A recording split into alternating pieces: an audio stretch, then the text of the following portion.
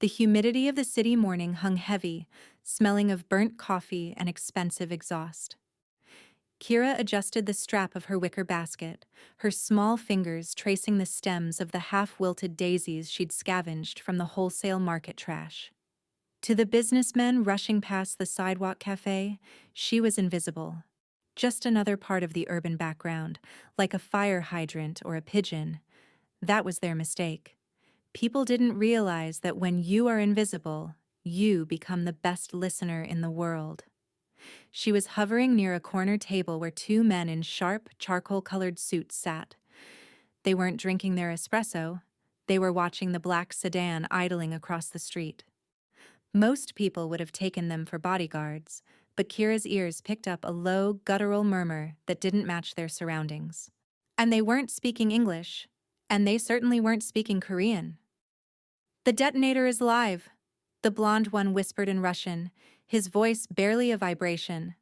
"As soon as the Ice King's hand touches the door handle, the engine block becomes a fragmentation grenade. We move in the confusion." Kira's heart hammered against her ribs like a trapped bird. She knew who the Ice King was. Everyone on these streets knew Ji-hoon. He was the man in the wine-colored suit who owned half the skyline, a man known for a temper as cold as a Siberian winter. He was a monster to some, but to the street kids, he was a silent deity who occasionally directed his drivers to hand out leftovers from five-star galas. The cafe door hissed open. Ji-hoon stepped out, looking every bit the emperor of the concrete jungle. His leather briefcase swung at his side, and his expression was a mask of bored indifference. Behind him, two guards in loud mustard-yellow suits scanned the crowd, their hands hovering near their waistbands. They were looking for gunmen, for snipers, for obvious threats. They weren't looking at the underside of their own car. Ji-hoon began his march toward the black sedan. The two Russians at the table stood up in unison, their hands slipping into their jacket pockets. Kira looked at the car, then at the man in the wine-colored suit, and then at the Russians. If she stayed quiet, she'd be safe. If she spoke, she was stepping into a war. She didn't think. She just moved. Kira darted through the crowd, her yellow hoodie a streak of bright color against the gray pavement. She ignored the shout of a pedestrian she bumped into. Ji-hoon was 5 steps from the car. 4, 3. "Stop!" she chirped, pitching her voice high and innocent as she skidded to a halt right in his path. One of the yellow-suited guards stepped forward to shove her aside, his face twisted in a scowl. "Back off, kid. Move it." But Kira didn't look at the guard. She reached out, her small, dirty hand catching the sleeve of Ji-hoon's pristine burgundy jacket. The contact was electric. The Ice King froze, his dark eyes dropping to the small girl blocking his way. The air around them seemed to drop 20 degrees. He looked ready to crush her, but before he could speak, Kira leaned in. She didn't use English. She used the sharp, biting words she had just heard at the cafe table.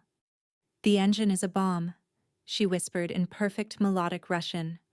"The trigger is the door. The men at the corner are waiting for you to die."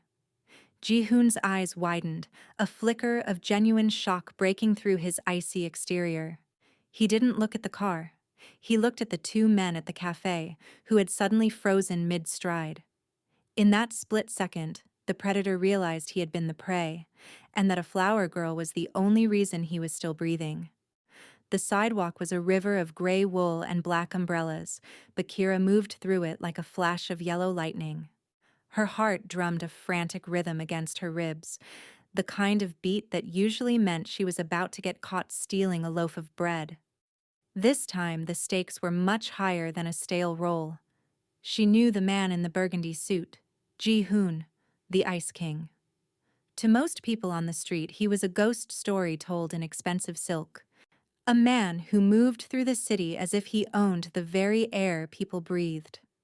The two guards in their bright mustard-yellow suits stood like pillars of salt near the sleek black sedan. They were built like brick walls, their eyes hidden behind dark glasses, scanning the crowd for anyone with a holster or a grudge. They didn't see Kira. To them, she was just a scrawny kid with a basket of wilting daisies, another piece of city clutter to be stepped over. Kira saw the Russian men from the cafe closing in from the flank. They weren't looking at the flowers. They were looking at the sedan's door handle. "Hey, move it, kid!" One of the yellow-suited guards barked as Kira ducked under his outstretched arm. He reached for her shoulder, his massive hand coming down like a hawk's talon. But she was faster.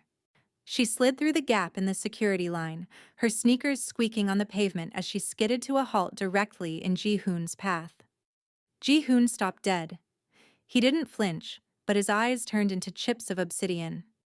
He looked down at the small girl blocking his way, his face a mask of cold annoyance. He was a man who lived on a schedule measured in seconds, and this child was wasting them. "Step aside," Ji-hoon said, his voice a low, dangerous rumble that usually made grown men tremble. He didn't look at her face. He looked through her, as if she were a pane of glass he was about to break. The guard finally caught up, grabbing Kira's yellow hoodie to yank her back. "I got her, boss. Sorry, she just jumped out of nowhere." Kira planted her feet. She didn't have time for a long explanation, and she knew these men wouldn't believe a street kid speaking English anyway. They would think she was just begging. As the guards started to pull her away, she reached out, her small fingers catching the edge of Ji-hoon's sleeve. The expensive fabric felt like cool water. "Wait!" she shouted, her voice cutting through the city noise. Ji-hoon paused, his hand inches from the car door. He looked at her hand on his sleeve, then slowly raised his gaze to her eyes. The annoyance was shifting into something sharper, deadly curiosity. Kira leaned forward, pulling him closer so the guards couldn't hear. She dropped her voice and spoke the words she had heard the men in the cafe whispering. She didn't use the broken English of the streets. She used the sharp, cold Russian she had spent months mimicking from the docks. "Operation Black Frost," she whispered. "The engine is a gift from Volkov. Don't touch the handle." The effect was instantaneous. Ji-hoon's entire body went rigid, the board mask shattered, replaced by a terrifying, razor-sharp focus. He didn't pull his arm away. Instead, his hand shot out, not to push her, but to grip her shoulder with a firm, protective weight. He looked past her, his eyes locking onto the two men at the cafe who had suddenly stopped walking. "Back away from the car," Ji-hoon commanded his guards, his voice no longer a rumble but a whip crack. The guards hesitated, confused by the sudden change in their boss. But Ji-hoon wasn't looking at them. He was looking at Kira as if she were a ghost that had just handed him a winning lottery ticket. He realized in that heartbeat that this little girl shouldn't know that name. She shouldn't know that language, and she certainly shouldn't be the only thing standing between him and a casket. The world seemed to pause for a heartbeat, the city noise falling into a sudden, unnatural silence. Ji-hoon's hand was still clamped on Kira's shoulder, his fingers digging into the fabric of her yellow hoodie. He didn't ask her how she knew. He didn't waste time questioning a miracle. He simply looked at the black sedan, then at the two men across the street, who were now reaching into their charcoal jackets. "Down!" Ji-hoon roared. He didn't wait for Kira to move. He swung his arm, physically hiving her body behind his own, just as the air ripped apart. A deafening crack shattered the morning, not from the car, but from a sniper's rifle perched somewhere in the gray buildings above. The bullet sparked off the pavement inches from where Kira had been standing.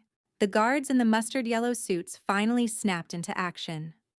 One of them drew a silver handgun, screaming into a radio clipped to his lapel, while the other moved to create a human shield. But the Russians weren't waiting. From the cafe, the two men opened fire, the rhythmic thud-thud-thud of silenced weapons chewing through the glass of a nearby storefront. "The secondary vehicle, now!" Ji-hoon commanded. He didn't head for the black sedan, the gift from Volkov that Kira had warned him about. Instead, he lunged toward a nondescript silver SUV parked 3 cars back. Kira stumbled, her basket of daisies flying from her hand. The flowers scattered across the asphalt, getting crushed under the heavy boots of fleeing pedestrians. She felt a surge of panic, near her legs shaking so hard she thought she would collapse, but Ji-hoon's grip was like an iron vice. He wasn't letting her go. Another bullet punched a hole in the trunk of a parked car nearby. The street was a hive of chaos now, people screaming, tires screeching, and the smell of gunpowder mixing with the scent of rain. One of Ji-hoon's guards took a hit to the shoulder, spinning around but staying on his feet, returning fire to keep the Russians pinned behind a concrete planter. "Get in! Get in now!" The guard at the SUV yelled, throwing the heavy, armored door open. Ji-hoon didn't slide in first. In a move that surprised even his own men, he hoisted Kira up by her waist and shoved her into the back seat of the darkened cabin. She landed hard on the plush leather, gasping for air as the Ice King piled in after her. "Go! Move!" Ji-hoon shouted to the driver. As the SUV's engine roared to life, the black sedan they had avoided finally gave way. The Russians, realizing their trap had failed, triggered the remote detonator. A massive orange fireball erupted, the force of the blast rocking the armored SUV and shattering every window within a block. Kira pressed her face into the leather seat, her ears ringing from the roar of the explosion. Through the rear window, she saw the wreckage of the car she had almost let him touch, now a twisted skeleton of burning metal. The SUV tore away from the curb, weaving through traffic and jumping the sidewalk to clear the gridlock. Inside the cabin, it was suddenly, eerily quiet. The thick glass muffled the screams of the city.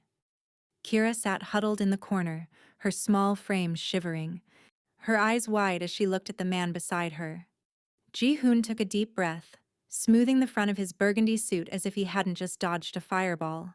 He reached out and picked up a stray daisy that had caught on Kira's sleeve. He looked at the flower, then at the terrified girl who had just saved his life. "You're coming with me," he said, his voice cold but no longer unkind. "We have a lot to talk about, little bird." The safe house was a minimalist penthouse that smelled of cold marble and expensive air filtration. Outside, the city was a blur of neon and rain, but inside, the silence was heavy enough to choke on. Kira sat on the edge of a velvet chair that felt too soft, her dirty sneakers leaving faint mud streaks on a rug that probably cost more than a house. Her yellow hoodie was torn at the shoulder, a grim reminder of the blast she had just escaped. Across from her, Ji-hoon sat behind a desk of dark wood, his burgundy jacket discarded on a side chair. He looked less like a king now, and more like a hunter. Standing behind him were his two guards, their yellow suits bright and jarring in the dim light. One of them, a man with a fresh bandage on his arm and a scowl that wouldn't quit, paced back and forth. "Boss, this doesn't make sense," the bandaged guard, Sang-min, growled. He pointed a thick finger at Kira. "She's a street rat, a nobody. How does a kid like this know the Volkovs? How does she know Black Frost? That's high-level chatter. Even our moles didn't have that name until an hour ago." Ji-hoon didn't answer. He just watched Kira with those obsidian eyes, waiting for her to crack under the pressure. "Maybe she's a plant," the other guard suggested, his hand resting on his holster. "The Russians are getting creative. They use kids now. They send a little girl to save the boss so she can get inside the perimeter." Kira felt the walls closing in. She looked from the angry men to the window, wondering if she could jump, but they were 20 stories up. She wasn't a spy. She was just hungry, and she had ears that worked too well. "I'm not a plant," Kira said, her voice small but steady. She looked directly at Ji-hoon. "I just listen. Nobody looks at me, so they don't stop talking when I'm around." "Listen," Sang-min laughed, a harsh, dry sound. "You listened to a professional hit squad and understood every word? You're a kid from the docks, not a translator." Kira felt a spark of heat in her chest, and she was tired of being treated like she was invisible or stupid. She looked at Sang-min, then leaned back in the expensive chair. "You're from the southern provinces, aren't you?" she asked in a dialect of Korean so thick and specific it made the guard freeze. Based on the way you round your vowels, I'd guess a fishing village near Busan. And your friend over there? She pointed to the other guard, switching instantly to a rapid-fire Mandarin. He spent time in the Northern Triad territories. I can hear the Beijing slang in his grunt. The room went dead silent. The guards traded looks of pure shock. Kira wasn't done. She turned her gaze back to Ji-hoon and spoke in a soft, elegant French, the kind she had heard from the embassy workers who tipped well. I learned Russian from the sailors at the pier, she explained, her voice gaining confidence. They drink, they brag, and they think the little girl with the flowers is deaf. I learned Spanish from the kitchens, Italian from the tourists, and Japanese from the businessmen who hide in the shadows of the park. Languages are just patterns. Once you hear the pattern, you know the person. Ji-hoon leaned forward, his hands interlaced on the desk. A slow, thin smile spread across his face, the first bit of emotion Kira had seen from him. It wasn't a warm smile, but it was one of deep, calculating respect. He saw exactly what she was now. She wasn't a threat. She was a master key. A natural polyglot, Ji-hoon whispered, the words sounding like a prize. You aren't just a witness, Kira. You're a ghost who can walk through every door in this city without being seen. He stood up and walked around the desk, stopping just inches from her. He reached out, not to grab her, but to offer a hand. My men think you're a miracle or a curse, he said. I think you're the most valuable person in this room. How would you like to stop selling flowers and start listening for me? The silver SUV had long since been tucked away in a hidden garage, and the safe house had become a fortress of shadows. Ji-hoon had retreated into his private office to coordinate a counter-strike, leaving Kira to wander the long, marble-floored hallway that led to the kitchen. To the guards stationed at every door, she was just a stray cat, a strange addition to the Ice Kings collection that they didn't quite know how to handle. Kira kept her head down, her yellow hoodie pulled up to hide her face. She walked softly, her footsteps making no sound on the thick rugs. She wasn't looking for trouble. She was looking for a glass of water to wash away the metallic taste of fear that still lingered in her throat. But as she approached a recessed alcove near the service elevator, a familiar pattern caught her ear. It was the low, rhythmic mumble of a voice trying too hard to be silent. She stopped, pressing her back against the cold wall just inches from the corner. She held her breath, turning her head slightly to catch the vibrations. It was Sang-min, the guard with the bandaged arm. He wasn't speaking to his partner. He was speaking into a burner phone, his voice a jagged whisper that hissed through the quiet hallway. He wasn't speaking the Busan dialect she'd identified earlier. He was speaking a choppy, broken version of Russian, the kind a man learns when he's being paid to betray his own blood. The girl is here, Sang-min whispered, his tone urgent and jagged. The boss thinks she's a gift from the gods. He's distracted. He's moved the perimeter to the south entrance because he thinks the hit is coming from the street. If you move through the basement vents now, you can bypass the thermal sensors. Kira's blood ran cold. The man who was supposed to be Ji-hoon's shield was actually the one sharpening the knife. She heard a faint click on the other end of the line, a confirmation from the Volkovs. 10 minutes, Sang-min continued, his voice dripping with greed. Just make sure my cut is in the offshore account before the building goes dark. I want out of this city by dawn. Kira waited until she heard the rustle of fabric as he tucked the phone back into his mustard yellow jacket. She waited for the heavy thud of his boots as he walked back toward the main security hub. Only then did she move, her heart hammering against her ribs like a trapped bird. She didn't run for the exit. She knew she wouldn't make it past the front door. Instead, she bolted back toward Ji-hoon's office. She didn't knock. She burst through the heavy oak doors, startling the Ice King as he looked over a holographic map of the city. What is it? Ji-hoon asked, his voice sharp and impatient. I told you to wait in the dining room. Kira didn't waste time on a polite intro. She leaned over the desk, her eyes wide and urgent. The man with the bandage, she panted, her voice trembling but clear. Sang-min, he just sold your soul for a wire transfer. Ji-hoon stood up slowly, his eyes narrowing into deadly slits. Careful, little bird. Sang-min has been with me for 5 years. He told them about the basement vents, Kira countered, switching to the exact Russian phrases Sang-min had used.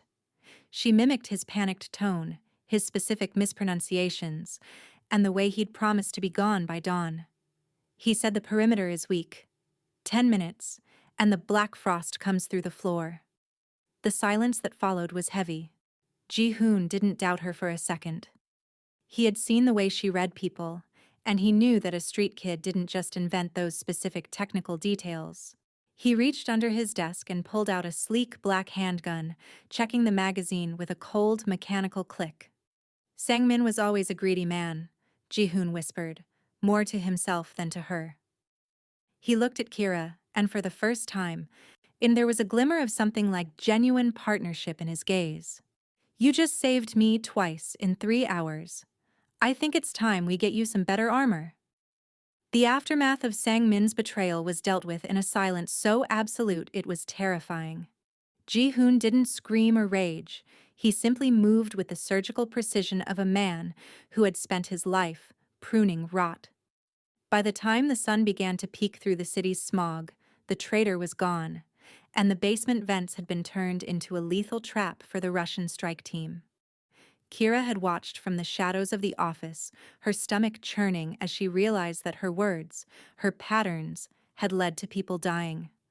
Ji-hoon found her huddled in a corner of the library, her yellow hoodie pulled tight around her, as if she were trying to disappear. He didn't offer a hug or words of comfort. He stood over her, silhouetted against the morning light, and tossed a heavy garment bag onto a nearby chair. The yellow has to go, he said, his voice as calm as a frozen lake. In my world, bright colors make you a target.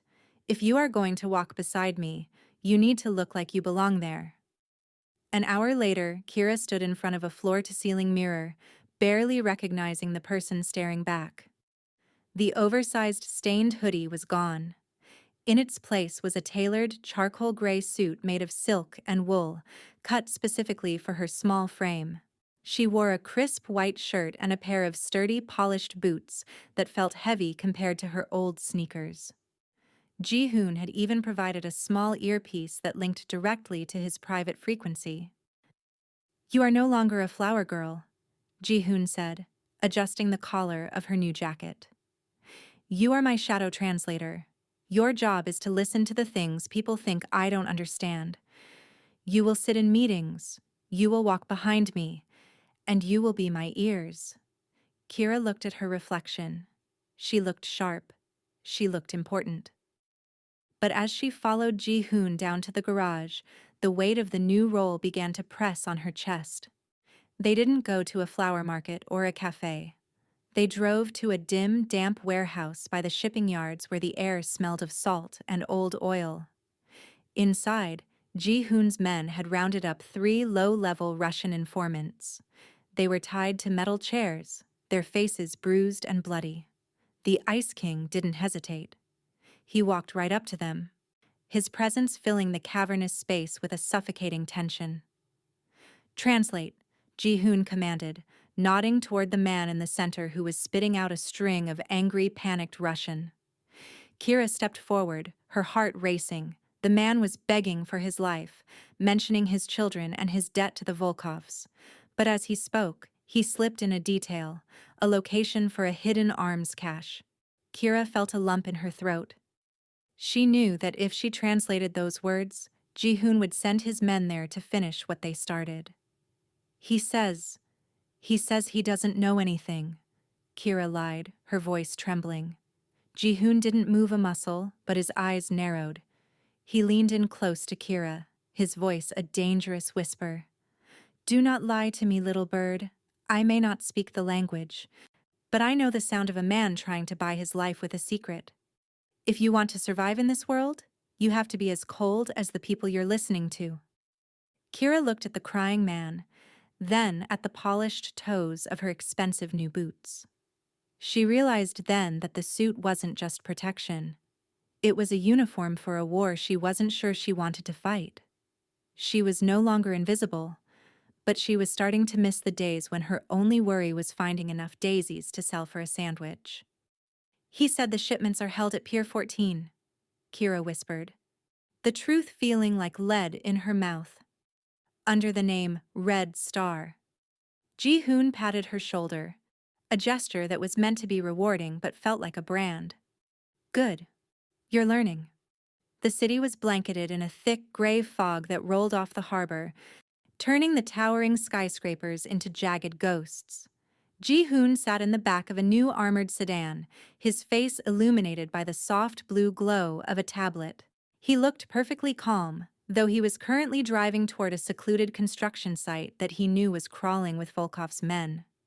To the Russians, it looked like the Ice King was making a desperate, unescorted run to collect a hidden ledger. In reality, he was the bait, and the trap was already closing from the inside.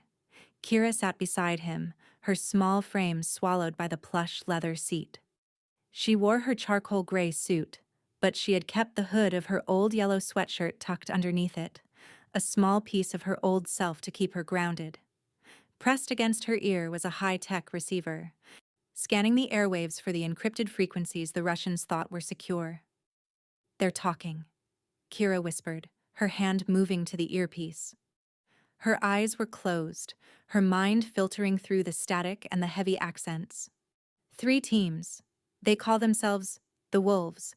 One group is on the roof of the half-finished parking garage, 2 more are in the basement level. Ji-hoon didn't look up from his screen. What are they saying about the signal? Kira listened closer, her brow furrowing. They think you're alone. The leader, his name is Boris. He's telling them to wait until you enter the stairwell. He wants to take you alive so he can show his boss your head. He's laughing, Ji-hoon. He says the Ice King has finally run out of winter. A cold, thin smile touched Ji-hoon's lips.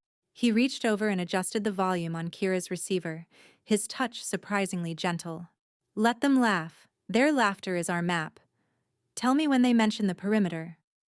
Wait, Kira said, her voice dropping an octave. Someone else is on the line, a different voice, much deeper. Boris is getting quiet. He's being respectful. It's him. It's the big wolf.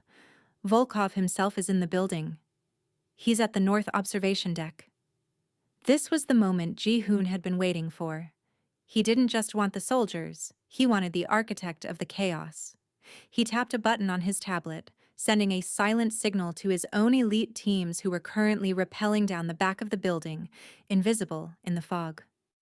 Kira, stay in the car once we arrive, Ji-hoon said, his voice dropping into that deadly professional register. The glass is reinforced. You are the ears of this operation. If you hear them move the big wolf, you tell me instantly. But what if they see the car?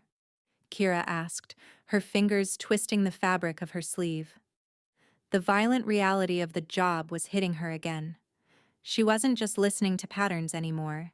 She was directing a symphony of gunfire. Ji-hoon looked at her, and for a fleeting second, the Ice King mask softened. They won't see the car. They'll be too busy looking at the fire I'm about to start. You're doing well, little bird. You see the things they think are hidden. That makes you the most dangerous person in this city.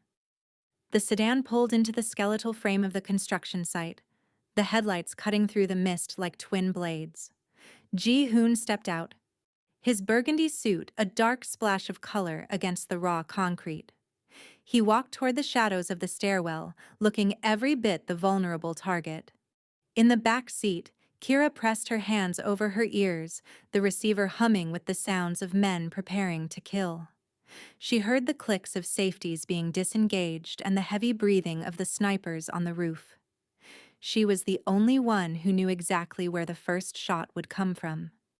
She was the ghost in their machines, the secret weapon that would turn their perfect trap into a graveyard. The plan didn't just break, it shattered. The moment Ji-hoon's foot hit the 3rd step of the stairwell, a secondary explosion, one Kira hadn't heard mentioned on the radio, ripped through the base of the construction site. The blast wasn't meant for Ji-hoon. It was meant to isolate him.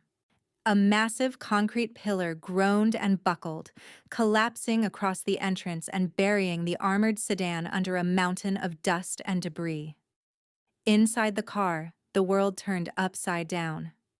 Kira was tossed against the ceiling as the vehicle groaned under the weight of the rubble. The reinforced glass held, but the doors were pinned shut by tons of twisted rebar. Panic flared in her chest, a cold, suffocating wave that threatened to swallow her whole. She scrambled for the receiver, her fingers trembling as she wiped blood from a small cut on her forehead. The radio was dead, but the car's internal dash was still flickering with a ghostly blue light. "Ji-hoon?" she croaked, hitting the intercom button that linked to his tactical earpiece. "Ji-hoon, can you hear me?" Static was her only answer for a long, terrifying 10 seconds. Then, a sharp intake of breath. "Kira, I'm pinned behind the elevator shaft. The Russians. They've cut the power. I can't see the thermal signatures. They're using old-school night vision. I'm blind." Kira looked at the car's dash. The external cameras were buried, but the building's security feed, which Ji-hoon had patched into the car's computer earlier, was still buzzing with low-voltage power. The screens were grainy, bathed in the sickly green of infrared, but they worked. She wasn't just his ears anymore, she had to be his eyes. "I see you," Kira whispered, her voice tightening as she saw a heat signature moving on the screen. "Don't move. There are 2 of them coming up the service ramp. They're carrying suppressed rifles. They're 20 feet to your left." She watched as Ji-hoon's shadow merged with the darkness of a support beam. She could hear the muffled thud-thud of the Russian's boots through his open mic. "One more is dropping from the ceiling joists," Kira warned, her eyes darting between 4 different monitors. "Wait. Wait. Now. Turn right and fire." Through the intercom, she heard the sharp, metallic bark of Ji-hoon's handgun. On the screen, a heat signature tumbled from the rafters. She felt a sickening jolt in her stomach, but she didn't look away. She couldn't afford to. "They're closing in from the north side," she continued, her voice gaining a strange, rhythmic calm. "There's a gap in the floorboards 30 feet ahead of you. If you drop down, you'll be in the crawl space. It leads to the observation deck where Volkov is. They don't think you can get there in the dark." "I can't see the gap, Kira." Ji-hoon's voice came through, strained and ragged. "It's pitch black." Kira scanned the building's blueprints flashing on the edge of the screen.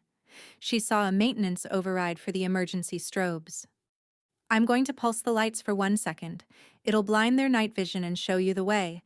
Get ready to jump on my count." She counted down, her finger hovering over the touch screen. 3, 2, 1. She slammed the icon. High above, a row of emergency lights flickered with a blinding white intensity. Through the audio, she heard the Russians shouting in pain, their sensitive night vision goggles burning their retinas. In that second of light, she saw Ji-hoon leap. "I'm in," he hissed a moment later. "I'm moving toward the deck. Stay on the line, little bird. Don't leave me." Kira leaned back against the crushed seat of the car, hearing the smell of dust and smoke filling her lungs. She was trapped in a metal tomb, surrounded by a war she never asked for. But for the first time in her life, she wasn't just a girl hiding in the shadows. She was the one holding the map. The crawl space was a narrow, dusty tunnel that echoed with the muffled sounds of the chaos below. Ji-hoon moved through it like a ghost, his breathing heavy but controlled. Above him, the observation deck was a pool of warm golden light that contrasted sharply with the cold gray ruin of the construction site. Through the intercom, Kira's voice was his only tether to reality, a steady heartbeat in his ear. "You're directly underneath him," Kira whispered. Her voice was thin, strained by the cramped space of the crushed car, but it was sharp with focus.